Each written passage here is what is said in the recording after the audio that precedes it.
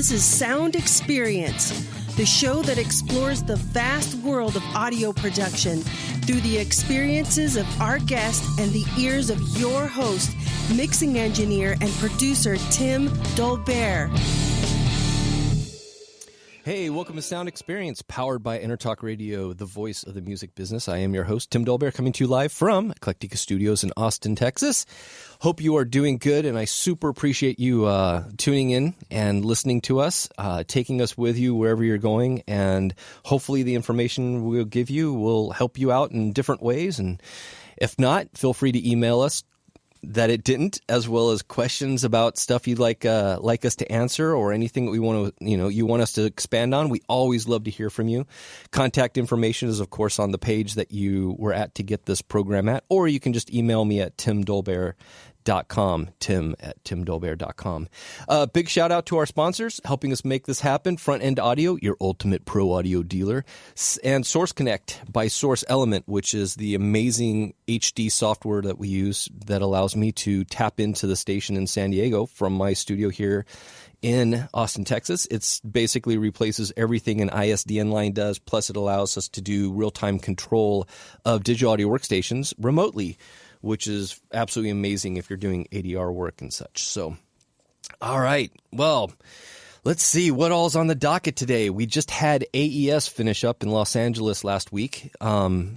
For me in real time right now. When you listen to this, it may not have been a week ago, but there's a bunch of cool stuff that came out of it, and I picked a couple of my really good friends to have on the show today to talk about various different pieces of gear that have been released recently that I thought were very notable. At the second half of the show, the bottom of the hour, we will be talking with my good friend Mark from Solid State Logic about a couple different pieces of gear that they introduced, and it's always great to talk about their gear and what they have coming out, as it is cutting edge and is such high end and looked towards for their development. So finding out where Solid State Logic is going, what they're doing, is always interesting to me. And it should be a good talk. That's at the second half of the show. We'll bring Mark on. The first half of the show, we've had him on a couple times. We're talking about my favorite reverb that I use on every mix. We're talking with Michael Carnes from Exponential Audio. And I bragged about this reverb, or these reverbs, so many times on the show, the Phoenix reverb and the R2 reverb. And we've talked about it on numerous shows and stuff. Well, they just released, and I got to do a little bit of beta testing on it before it came out, which was just awesome, getting to dive into this early. But there is a new plugin called the Nimbus. Michael, am I saying that right? Yes, you are. It's Nimbus. Okay. Just making sure. And it builds upon the sound of the Phoenix verb, which is more of the natural sounding reverb, as is the way you've told me before, more of the natural verb plugin that you put out, versus the R2, which is a little bit more of the big bells and whistles, lexicon type of a reverb. The Phoenix verb's a little bit more natural sounding.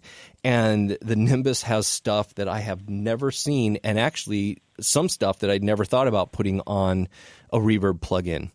And so, welcome to the show, Michael. Well, it's great to be with you again, Tim. Thanks so much for asking me. Absolutely. Well, when you come out with a new product, for me personally, it's big news, because there isn't a single mix that I do that doesn't have either the Phoenix or the R2 and now the Nimbus on it as a main reverb and main feature in my mixes. And it's so important to me, the work that you do, and I so appreciate the work that you do. So tell us about the Phoenix verb. Oh, you know it. Tell us about the Phoenix verb first, and then how it enveloped, I guess you could say, into your new creation, the Nimbus. Well, Phoenix verb has been out there a while now, and that was the first reverb that went out of the Exponential Audio virtual doors. It's, as you say, is really designed to be pure sounding. I had been involved in reverb for quite a few years before that, and there was a particular sound that I sort of, as an employee of Lexicon, sort of had to move that sound forward, which was the, quote, Lexicon sound, which is a lovely sound But it's not always natural. Some of the things that it has to do involve creating some artifacts that you can hear in the tail. And it's a wonderful sound, but it has a certain character. And you're not always looking for character. So what I was looking for with Phoenix Verb was something that really wasn't noticeable. I mean, only noticeable if you took it away. So I was looking for things that had a much more complex early reflection pattern and a more natural blend as the early reflections changed into the reverberation tail itself. So that, in a nutshell, is what Phoenix was and is still about. Nimbus the idea of Nimbus was building on that, and part of it was what I thought was sort of an obvious response to what people needed, and then the rest of it was the idea of being just a little more creative myself. Now, what I think people needed was, at least that they would express, is a more complex EQ or more comprehensive EQ section.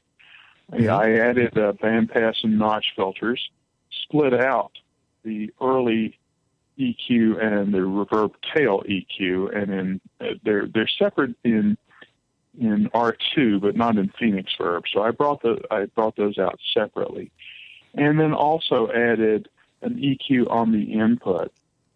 Correct. The modern world tends to have noises that we don't really want to have in our music. That it might be truck rumble, it might be any sort of thing, and then there's of course the squeak on the kick drum pedal and all sorts of other things. So once it's into the reverb, it's probably too late to do a whole lot about it.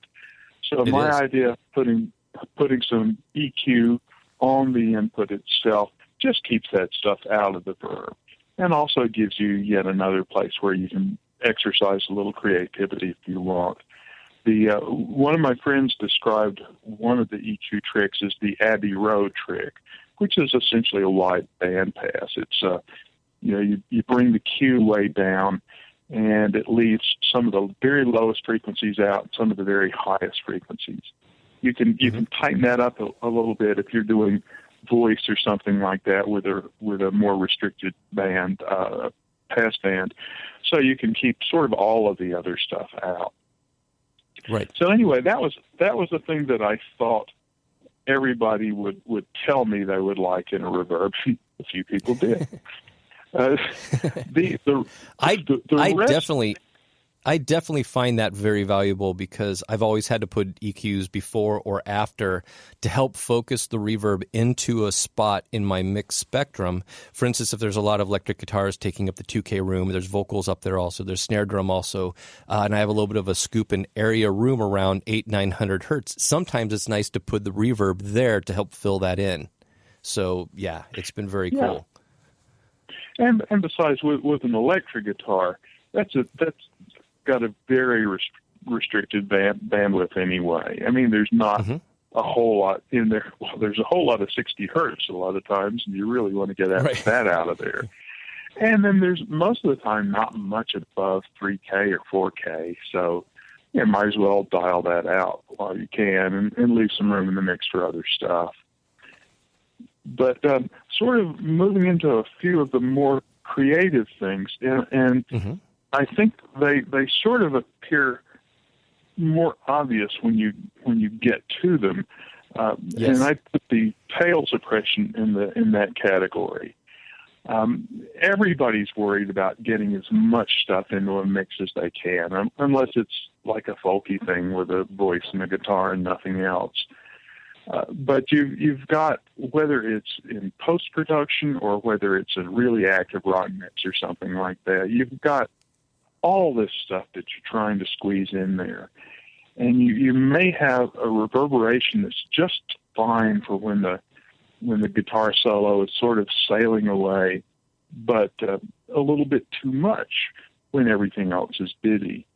So the idea of tail suppression is that you put a sensor in the I always talk about this as a circuit, You put a sensor in the circuit that looks as when there's a lot of level on the input or a lot of level on the tail itself. And that allows you to dial back the reverb level during that period. So it's a dynamic process. So if the input is being pushed really hard, tail suppression is going to just bring the reverb down a little bit or a lot, depending on what you want. You know, my first thinking about it was something really to squash the reverb tail. So if you have a kick drum and it would come in and it would just push the tail way down, and then when the drum wasn't being hit, the tail would come back up. So you'd have a woo kind of thing. Right. Don't quote me on that. But it turned out to be useful, a lot more useful in more subtle ways. So if you had something that was pushing really hard, you might just bring the reverb down a couple or 3 dB. And that would just be one of these effects. It's not really obvious if you're listening to it, but it just leaves a little bit more room in the mix for everything else that's going on.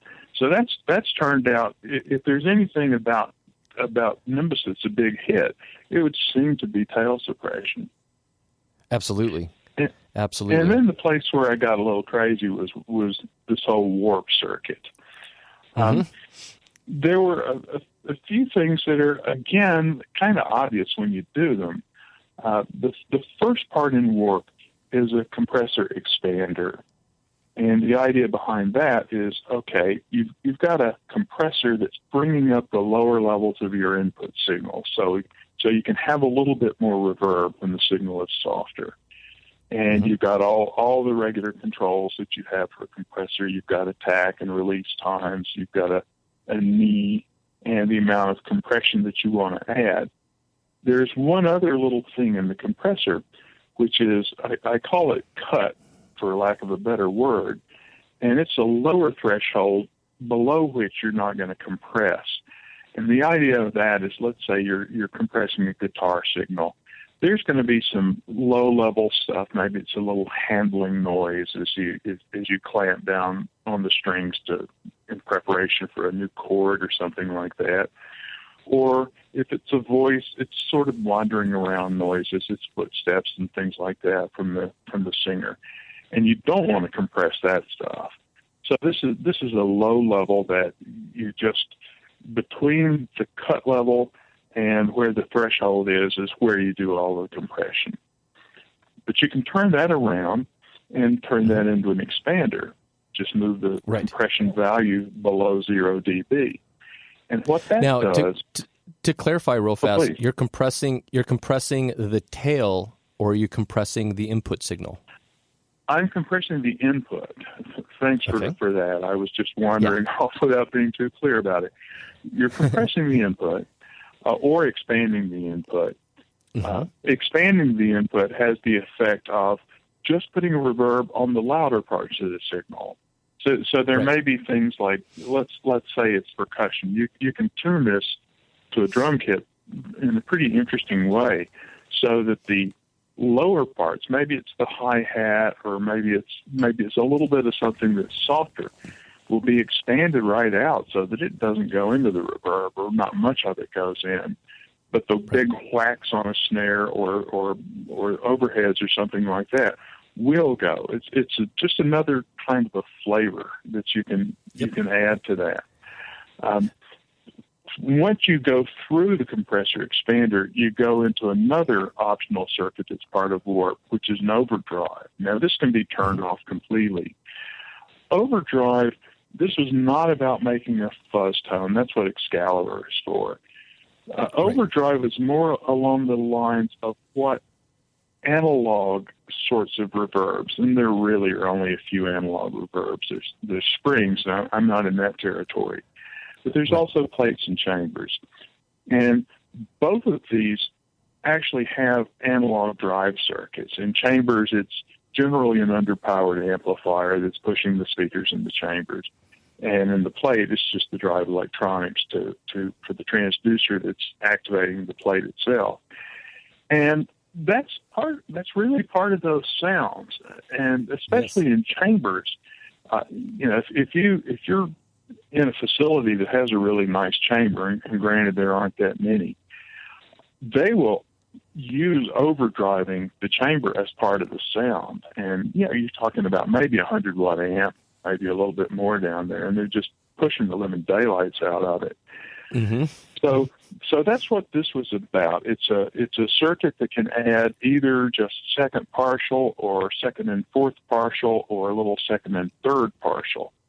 So it's just the kind of overdrive that by itself, it's subtle. It's a warming effect. You can put a sine wave through and hear it really obviously, but because it's primarily even partials, it's like people don't hear even partial distortion very well. It's just something that is described as sort of a warm sound, and that's what this is all about. And there's also a way to pass through some of the signal that isn't being overdriven, and that interacts with the overdriven signal and gives you some very interesting reinforcement and cancellation effects. So the whole thing is a timbral change. You can, in ways that are really obvious or not so obvious, you can make the timbre of the reverb a little bit different from what was actually going into it. Right. And the very last thing in warp is a word size thing. I've heard for a long time how people love this thing they call grain. Oh, did we just lose Michael? So, okay, we're going to a break. We'll be back in 2 minutes. You are listening to Sound Experience on Intertalk Radio. Be right back.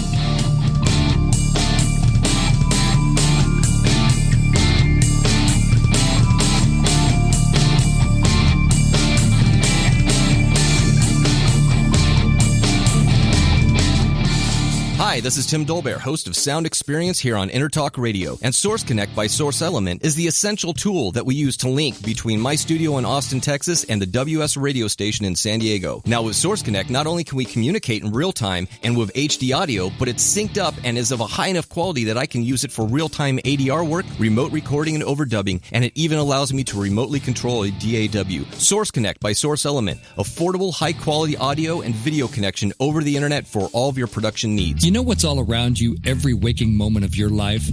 Marketing. You're choking on it. I'm Scott Robertson, and when it comes to strategic PR, branding, and marketing, I've seen it all. And actually, I'm still seeing it because bad marketing never sleeps.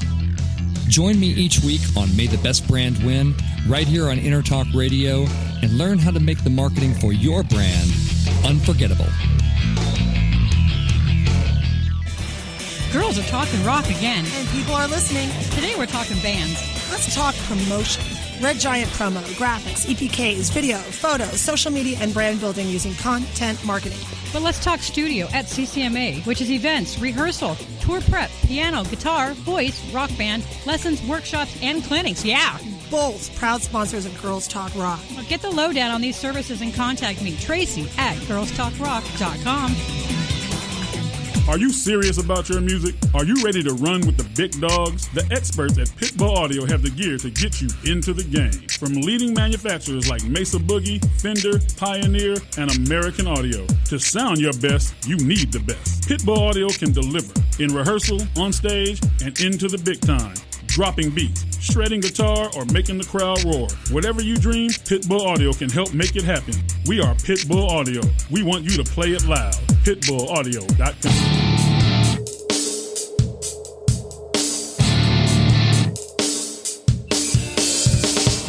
This is Sound Experience, the show that explores the vast world of audio production through the experiences of our guest and the ears of your host, mixing engineer and producer Tim Dolbear.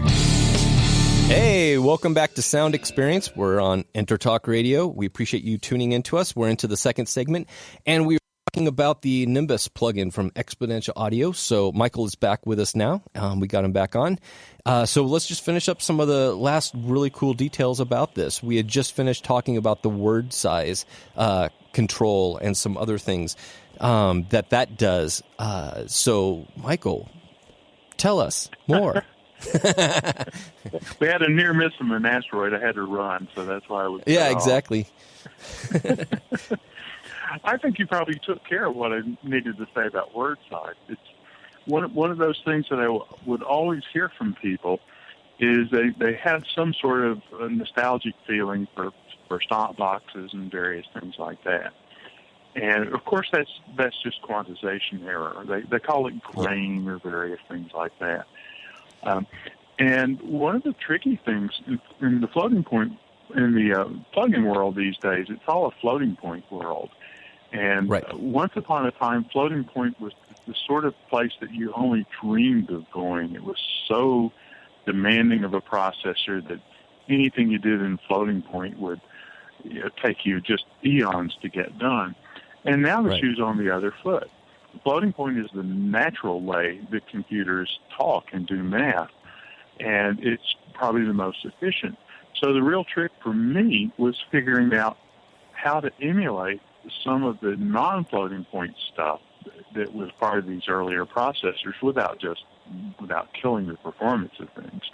So I found a reasonable way to do that. It's not an actual modeling of those less efficient processors, but it has a way of sort of working, and you can get the appropriate fizz that you would get when you had your $79 sound box. Right, exactly. Well, I'm just digging this plugin. Like I said, I'm using it on everything. It's one of the two main reverbs that's on every mix. And it's been really nice to have such features built in, as well as, like I said, I never even dreamed of some of these things, such as the warmth, such as being able to crush down the bit size, just various different things, and being able to do it all to scale, too. So I'm able to just do it per taste, per whatever I'm working on for mix-wise. It's been really, really cool. Any hints on other stuff you have in the works right now? There is other stuff in the works. None that you'll tell us? No, not really. There's in the technology industry, was a great character called Adam Osborne who made a computer called the Osborne computer, and he killed his company by pre-announcing something before it was ready to go. And you can look on the web under Osborne syndrome and see all about it. So I have learned. Lots of times, there are lots of things that I would love to tell people that I'm doing, but you really can't tell. You can hope that it's going to take you so long to get done, but you'll often run into problems that you didn't foresee, and it can end up taking you considerably longer. So it puts you in the position if you've talked about something too soon, then it may be a lot longer before it comes out the door than you think it would be for various reasons. I used to call that the Alesis effect, because I remember back in the 90s, you'd go to the NAMM show, and there was a couple times they showed new products that took 3 or 4 years before they actually released it. And it was crazy. Well, that's what happened with Osborne. And this was back in the very early 80s.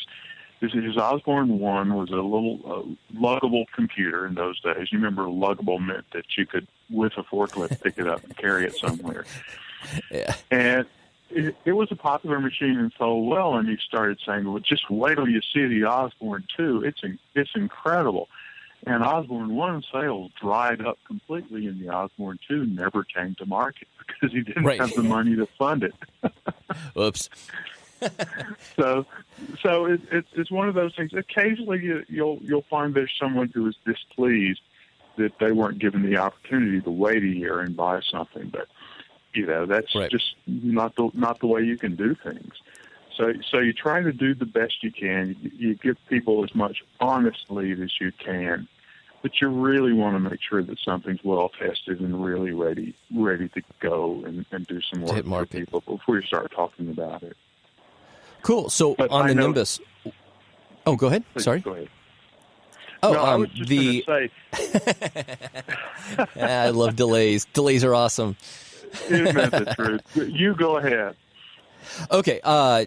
Real fast. What is the pricing and also upgrade pricing from other plugins. I think I saw something about that on the website.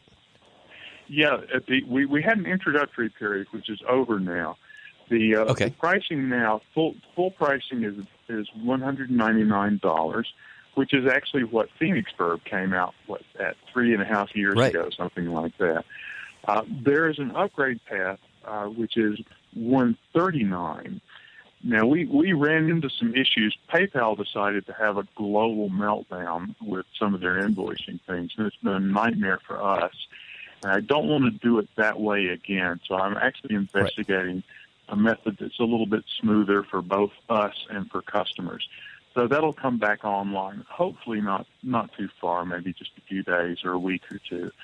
And as I say, that'll be $139 for anybody that has any Exponential audio product. Oh, that's cool. So not really an upgrade, but cross-grade. You own one of our products, and you can cross-grade over and get this too. That's cool. Yeah, there are so many different upgrade paths and so many different things. It began to be very, very hard for us to deal with it administratively. So I'm trying to simplify things down a little bit, just to make it a whole lot easier. And that's why we're still converging on this, and we'll get better at it as we go along. Cool. And there's a demo version of this people can try out? Yeah, just pop on the website and go on the Nimbus webpage, and you'll see a 21-day demo. Great. Exponential Audio. You need to check out this plugin. Like I said, I've been using all of your plugins now for 3 or 4 years now on all of my mixes, and that's all I do all day long, every day is mix. So I'm going to use what is best because that's what I'm hired to do. This is an incredible product. So, Michael, thank you so much for being on the show today. Thanks. I look forward to seeing you in person next time, Tim.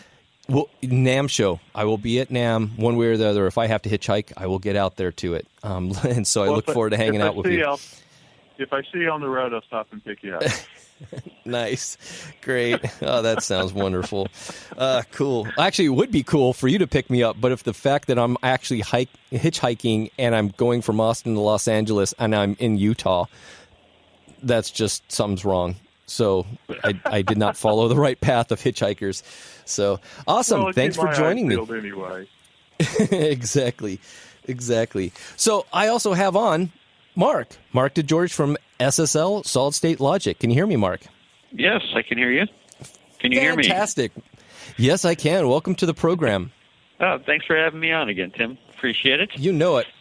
Yeah, I miss you. I miss hanging out with you at the AES show, and yeah, at least we get to hang out on Facebook, and I get to see the photography and the various different things. Oh, thank you. Yeah. I miss you at the AES show there. Awesome. I had to take a drink. I'm starting to sound like Trump talking into a microphone. Yep. So coming off of having a cold. Well, cool. I guess first and foremost is I keep seeing various different things that Solid State Logic had coming out at the NAMM show. And so I wanted to get you on here to dive in deeper to some of those things, as well as an excuse just to hang out with you, but also down to business as far as SSL. So break us down, bring us through all the different announcements and the cool things you guys got going on. Yeah, well, absolutely. Well, first of all, you never need an excuse to hang out with me. You're always welcome. So that's right. So yeah, it was quite a busy AES show actually for us this past was it a week ago or so? Yeah. And we had 3 main announcements that we had. The first one being an addition to our live consoles, which is a new app, a new iOS app called Taco, otherwise known as Tablet Control, which allows you to use an iPad or an Android device to control the console remotely. So that's going to be something up and coming for anybody currently on tour with an L500 or an L300. And then the next thing is that we have updated our AWS 948 console so that Right. it now has stereo direct outputs on it. And this seems like a simple, basic thing, but it allows you to do a whole bunch of things. The first being when you're in true inline mode, whether you're tracking or you're mixing, you now have separate insert points for both the channel and the monitor paths. And you also have separate direct outs for the channel and monitor paths. So when you're either mixing or tracking, you can almost truly track either by stems, or you can mix your stems back into your session, or you can do some other things like, try. You can also mix and track at the same time. You have 48 true paths, all with their own insert points, or you have 24 stereo paths, all with insert right and left. And then, of course, if you're in inline, again, you can take those insert points, and then you can also assign the EQ that's on the console to either one of those, either the channel or the monitor path. So some really, really cool flexibility. We've also updated the graphics a little bit to reference those things, so that if you're in an educational environment and teaching, and you have the TFT screen up on a separate monitor, it's really great for teaching. Got it. Okay. What other stuff happened with the, because it's now called the Enhanced Delta version? Is that correct? It doesn't actually have a different name. It's still the AWS 948 Delta, but we've now made some enhancements to it. We've played with a couple of names, but we figured that it would just remain AWS 948 Delta. And that would be a mouthful enough for anybody to mention. But the additions do make it a very, very, very powerful console in the same format, in the same size chassis that it was before. Where did the idea come from to add this? Was it user request, or was it brought over from the 9K or Duality? Where did it pull from? Yeah, believe it or not, this is actually the first console to ever have stereo direct outs. No other console has ever had stereo direct outs before. Wow, so that's cool. Yeah, typically this stuff comes from either internally or a lot of our customers ask us for it. We try to be as responsive to customers as possible. So then when somebody goes, hey, you know what you guys should do? We should put something like stereo direct outs on every channel. If it's something that we think would make a extra value or an added benefit to anybody using the console, then absolutely, we will certainly consider it. And really, it's an example of a feature that's needed for today's workflow. I mean, that's very much a today workflow in the DAW environment, and incorporating all the tools that we have now and how we all work now in our workflows is much different, obviously, than it used to be, and is still evolving. And this is definitely one of those features that when I read about it, I went, I know why that's there. It's just... Yeah. And all the people who owned the AWS 948 previously, I take it there's not a mod. Unfortunately, there is not, because we actually had to change the circuit and some of the bus architecture on the console. There is no real easy way for them to, let's say, just take a channel and drop it in. That they would have to purchase a new console. Yes, user serviceable customization. Yeah. Open up and attach wire 4 to exactly. Yeah. That could be fun. One of the things that we actually did, though, for anybody who did purchase recently, within, let's say the last month or so, when we were ready to announce and then start shipping the console, We just gave them the new version, and we Right. didn't really let them know. So they're going to open up the crate and have a small but good surprise. That's cool. So it's available now then? We no longer have any more of the what we would call the old version. So if you were to purchase an AWS 948 Delta today, you would get the stereo direct outs. Okay. Did pricing change on it? Not for the year. It is still about $100,000 for the console, and that was a change that happened at the beginning of the year. So there's no change between the last version and this new version. Dig it. Did you guys do any direct sales type of setups for studios, or is it all through companies like Vintage King and stuff that people need to go through to purchase, as well as any type of buying programs? Yeah, for the most part, we have about 5 exclusive dealers in the United States that handle AWS for us. Vintage King is one of those. Sweetwater is another one. And we have a couple more that you can go onto our website and check out. But we typically do it through those dealers. We have done occasional direct sales, especially when someone of note might be mentioned, but it really just depends. Fantastic. We got 30 seconds left of this segment, and then when we come back, we'll finish up with the AWS 948, and then I also want to talk about, obviously, the Nucleus 2.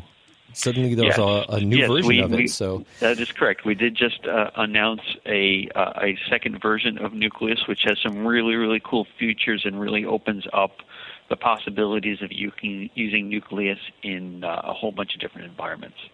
Fantastic. All right, well, we're about to go to commercial. So this is Sound Experience you are listening to.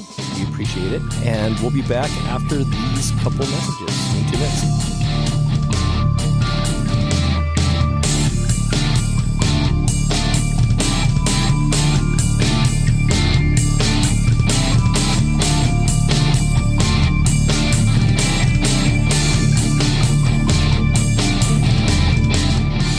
Hi, this is Tim Dolbear, host of Sound Experience here on InterTalk Radio. And Source Connect by Source Element is the essential tool that we use to link between my studio in Austin, Texas, and the WS radio station in San Diego. Now, with Source Connect, not only can we communicate in real time and with HD audio, but it's synced up and is of a high enough quality that I can use it for real-time ADR work, remote recording, and overdubbing, and it even allows me to remotely control a DAW. Source Connect by Source Element. Affordable, high-quality audio and video connection over the internet for all of your production needs. You know what's all around you every waking moment of your life? Marketing. You're choking on it. I'm Scott Robertson, and when it comes to strategic PR, branding, and marketing, I've seen it all. And actually, I'm still seeing it because bad marketing never sleeps. Join me each week on May the Best Brand Win, right here on InterTalk Radio, and learn how to make the marketing for your brand unforgettable. Girls are talking rock again. And people are listening. Today we're talking bands. Let's talk promotion. Red Giant promo, graphics, EPKs, video, photos, social media, and brand building using content marketing. But let's talk studio at CCMA, which is events, rehearsal, tour prep, piano, guitar, voice, rock band, lessons, workshops, and clinics. Yeah! Both proud sponsors of Girls Talk Rock. Well, get the lowdown on these services and contact me, Tracy, at girlstalkrock.com. Are you serious about your music? Are you ready to run with the big dogs? The experts at Pitbull Audio have the gear to get you into the game. From leading manufacturers like Mesa Boogie, Fender, Pioneer, and American Audio. To sound your best, you need the best. Pitbull Audio can deliver in rehearsal, on stage, and into the big time. Dropping beats, shredding guitar, or making the crowd roar. Whatever you dream, Pitbull Audio can help make it happen. We are Pitbull Audio. We want you to play it loud. PitbullAudio.com.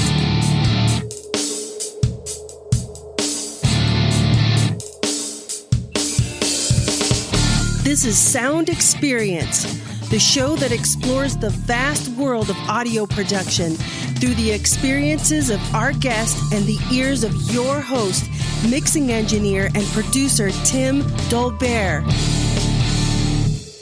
Hey, welcome back to Sound Experience.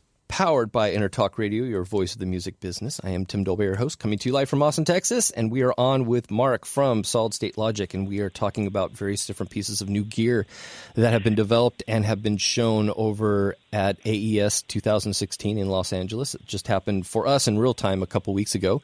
And so we're about to start talking, Marc, with about the Nucleus 2. Tell us all about that.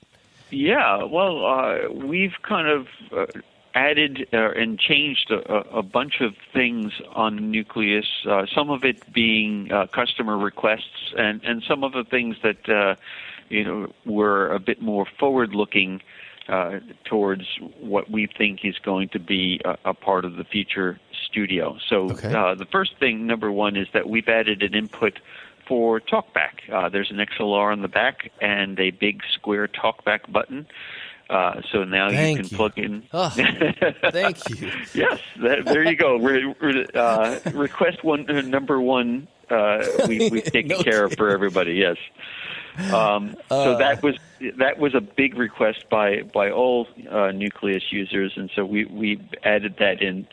And then the second thing, which was also a big request, is now there is a button right above the wet dry knob there that adds a second pair of monitors, so you can switch between your mains and your minis. So it really finally took over the controls of the monitoring section that you needed for your control room. So extra monitors, TalkBack, you now have like monitoring facilities. Yeah, there is really a complete monitoring system there now, so that if you're using the Nucleus as the hub of your studio, you don't really need to add a bunch of ancillary equipment anymore in order to really get a comprehensive setup. So the big addition or the big change to Nucleus, not the color, by the way, although that is we'll get to a that. big change. That's on my list. Yeah, we will. Kit Kats. The big change to Nucleus is the addition of the Dante-based sound card. For anybody who's not familiar with Dante, that is basically audio over IP. So you now connect the same Ethernet jack that you were using to connect the DAW control with Nucleus. It's the same one. You don't need to add a second Ethernet cable or anything like that. It's still just one Ethernet cable. And that connects to your computer, and that becomes, in addition to Dante Virtual Sound Card, which comes as a license with the Nucleus 2. And so Nucleus plus Ethernet plus computer is complete system. And we've also added a secondary Ethernet port on there for expansion. So if you wanted to add more ins and outs, or if you wanted to connect multiple Nucleuses together, or if you wanted to do things like build a school lab where you had one box in the control room that you're plugging all your microphones into, you could have multiple Nucleuses on this Dante network. So that everybody could be recording the same thing at the same time, or if the instructor decided, lab station number 1 could be doing the drums, lab station number 2 could be doing the bass, lab station number 3 could be doing guitars, and so on. And then once all that was recorded, they could be playing that back, and then the instructor could actually be mixing that in real time and playing that back inside of the lab. Dante really opens up a really great bunch of possibilities. These are just a couple of things that you can do. And because Dante is really easy to use and it's plug and play, setting it up is not a problem ever. Yep. So we're really excited about, the prospects of Dante and adding it to the Nucleus, and then adding this extra Ethernet port for expandability really gives anybody looking to put a Nucleus 2 in their studio a lot of functionality, a lot of expandability that they may not have had otherwise. Fantastic. So we will ask the color. Well, why was the change in the color? Well, I'm sure many people know by now that the owner of the company is Peter Gabriel. Yes. And Peter gets involved with the company when he's not touring.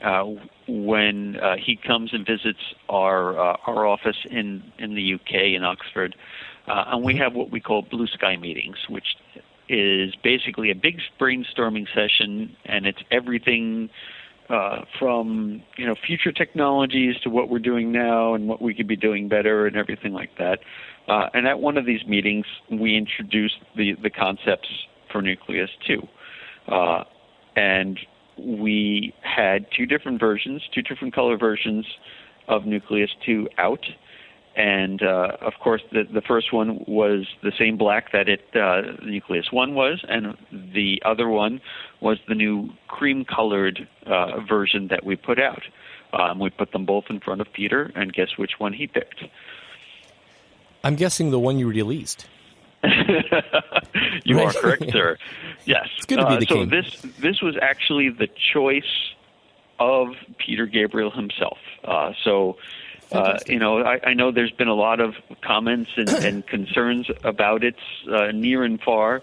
I will say that when you look at it in person and it's right in front of you, it looks a lot better than some of the images that are out there. And the response at AES was very positive. I don't think there was anybody there that said, no, I don't really like it. Cool. While it's not the standard black that you see most studio devices come in these days, it looks a little bit more like a future medical device in some ways, which I like personally. But that's cool. You can take pride in saying, if you decide to become a Nucleus 2 owner, that this is the color that Peter Gabriel chose. There you go. Really, he should have a signature on it then. Yeah, that was an idea that was mentioned, and you never know. Really? Maybe we'll come out with a limited run of a certain amount signed by Peter, but we'll have to ask the man himself first before we go and announce something like that. Well, of course, absolutely. Yeah, it is really cool. I'm trying to look at the picture on the web on your website and kind of look. It doesn't make any sense, but look into the photo. You can tell that there's actual different colorings to it. It's not just a white blank slate type thing. There looks like there's a really, for lack of a better term, rich, almost chromium type of feel to the whole thing. Yeah, not just a white type of a thing. Absolutely, it does have a little bit of this of an aura about it, and I know that people have modified the image that was posted, and they tried to turn it into like a darker shade or something like that, and I think people might have seen those modified pictures and said, "Ooh, no, I don't really like that," So because now we have 50 shades of Nucleus, and there's really only one, which is a nice color. So, right. For anybody that had that concern, hopefully the images that will be posted by our retailers online will be the professional images that we got taken, and they'll see what it looks like in reality. Exactly. So real quick, give me throw out there the uses for the Nucleus, beyond the stuff that we talked about, which is new, some of the old features for people who aren't really familiar with this, as it's not, like the 948 is simply a mixer with DAW control kind of thing. This is a controller, but also has SSL channels built into it for tracking. Yeah, can you elaborate absolutely. into that? Yeah, Nucleus is a complete solution for anybody working inside the box with a piece of software. It has 16 faders, 3 layers of DAW control, and what I mean by 3 layers is that you can control multiple pieces of software simultaneously just by pressing either the DAW 2 or the DAW 3 or have neither of those 2 buttons lit. So layer 1 could be your Pro Tools, layer 2 could be your Logic, layer 3 could be something else like Cubase Nuendo, Digital Performer, Studio One, anything that does HUI, MCU, MIDI, and including now with Sigma Delta, our Sigma summing device. You can use the Nucleus to control Sigma directly. Nice. And you also mentioned our two mic pre's, which are from our 9000K series console. The super analog ones are the same ones. And, of course, the Dante sound card does have inputs for external devices, two sets of headphones, and our wonderful iJack, which is that mini stereo input which you can take your phone and plug into and listen back without having to get some kinds of crazy adapters to connect to, because I'm sure you've seen those as well. Yes. This just makes it easy. Cool. And own. I have all of the adapters, yes, the 1/8 inch to 1/4 inch to XLR and beyond. So, yeah. When the Nucleus first came out, I went and did a users night meeting with William out in Burbank, and William from SSL, and it was an SSL Sequoia night, and we dived into everything about the two products and such. But I remember this being a great controller that also had two mic preamps on it, so it was kind of cool where you had, hey, not only did you buy a controller, but you also bought a couple channels of SSL pre's, which was really nice. But it was not an all-engulfing centerpiece for your studio to run off of and control, because it was missing the monitoring section and some other things. And here we are 4 years later, where it has blossomed into a studio centerpiece, where everything and all the different facilities that you need are now incorporated into this. And because it's large, it's not a little tiny like Artist Series controller. It is a centerpiece. It is a real piece of gear, real faders, full length. Everything is real and solid on this. It's built like a tank, and now it incorporates all the different monitoring facilities. So it's really a complete solution. I'm so glad to see this develop in such a way. Yeah, I mean, I when Nucleus was first being introduced, it was right about when I first started. I think I came on a little bit earlier. So it's really been nice to see the evolution of it and to see the responses and stuff like that. And as you just mentioned, a lot of people remark on the build quality of it in comparison to other control surfaces out there. They like how strong and stable and solid it feels. It won't move if you sit it on a desk. It's going to be rock solid in terms of that. And they're real faders in there. They're the same ones that we put in our Matrix console. And they're high quality. They're some of the best. I think they're made from Alps, although we've switched between Alps and P&G, depending on the console and stuff like that. But I think they're currently Alps, so they're very, very high quality faders, and they get the job done. Fantastic.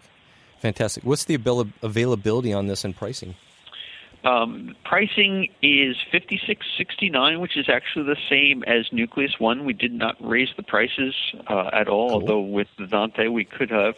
We tried not to stress the market out too much when we introduce new versions of things, because that's just I think that might be kind of taking advantage of people, in which we're not trying to do anything like that.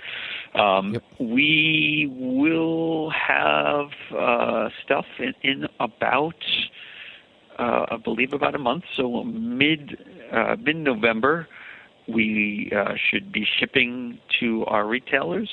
So I'm sure all of our retailers probably have a listing on their websites right now that you can pre-order if you wanted to. And I'm sure if not, you could contact your favorite retailer, ask them a whole bunch of questions, and certainly you can tell them that, hey, this thing is out. You should really get this up, or else somebody else might.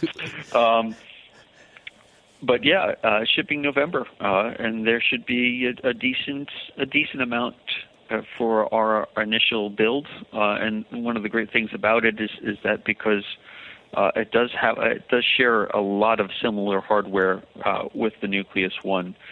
This is not going to be one of those things where the first batch is you don't want to buy because there's going to be some major problems with it or something like that. We're right. compared to other hardware out there, which is brand spanking new. Right. It was not a complete retooling. It was just added some features to it. Yeah, some features that we thought were enough to change the number or add a number, I should say, because Nucleus 1 is just Nucleus, and this is Nucleus 2. Dig it. Well, we got a minute 40 left on this segment. Anything you saw outside of the SSL booth at AES that caught your attention and has stood out for the last couple weeks? An excellent question. AES was really busy for us, and they don't really let me off my chain very often from the booth. Right. So who was right next door to you guys that you saw that was cool? We were kind of caught in between all of the converter people. So on one side, we had Antelope. On the other side was Apogee, and who is that? There was that was a plugin company that I don't remember the name of, although they were doing some cool stuff.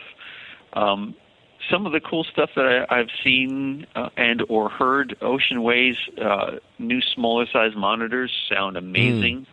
They're really something worth looking at. Right in front of us was the Amphion people. Also speaking about monitors, they're doing some really interesting things with passive speakers, believe it or not. They're not active, they're actually passive.